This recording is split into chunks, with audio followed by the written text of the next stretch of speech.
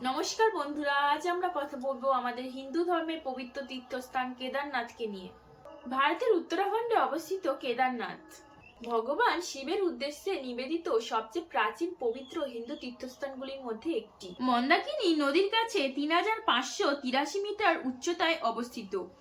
মন্দিরটি প্রাচীন কিংবদন্তি অনুসারে এটি নির্মাণ কাজ পাণ্ডবদের এবং অষ্টম শতাব্দীতে আদি শঙ্করাচার্যের পূর্ণ জাগরণের জন্য করা হয়েছিল। এটি পঞ্চকেদারের অংশ, যা ষাঁড়ের আকারে শিবের কুঁজের প্রতীক, এবং এটি শীতকালে বন্ধ থাকে। কেদারনাথের পৌরাণিক উৎপত্তি। কিংবদন্তি অনুসারে কুরুক্ষেত্র যুদ্ধের পর পাণ্ডবরা আত্মীয়দের হত্যার প্রায়শ্চিত্তের জন্য শিবের কাছে প্রার্থনা করছিলেন। শিব ষাঁড়ের মতো লুকিয়েছিলেন।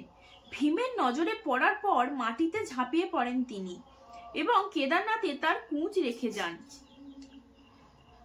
ঐতিহাসিক তাৎপর্য। যদিও পৌরাণিক উৎপত্তি মহাভারত থেকে শুরু হলেও বর্তমান মন্দিরটি 1000 বছরেরও বেশি পুরানো বলে মনে করা হয়, যার সাথে অষ্টম শতাব্দীর দার্শনিক আদি শঙ্করাচার্যের দৃঢ় সম্পর্ক রয়েছে, যিনি এখানে সমাধি লাভ করেছিলেন বলে বিশ্বাস করা হয়। মন্দিরটি উত্তর ভারতীয় নাগর শৈলাতে বিশাল ধূসর পাথরের স্ল্যাব দিয়ে নির্মিত, যার মধ্যে একটি অনন্য শঙ্কু আকৃতির শিখর রয়েছে।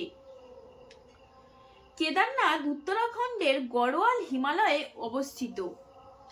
গৌরীকুণ্ড থেকে এটি চ্যালেঞ্জিং ট্রেকিং বা হেলিকপ্টারের মন্দিরে পৌঁছানো যায়, যা মূলত মে থেকে অক্টোবরের মধ্যে পরিচালিত হয় কারণ তীব্র শীতকালীন তুষারপাত হয়।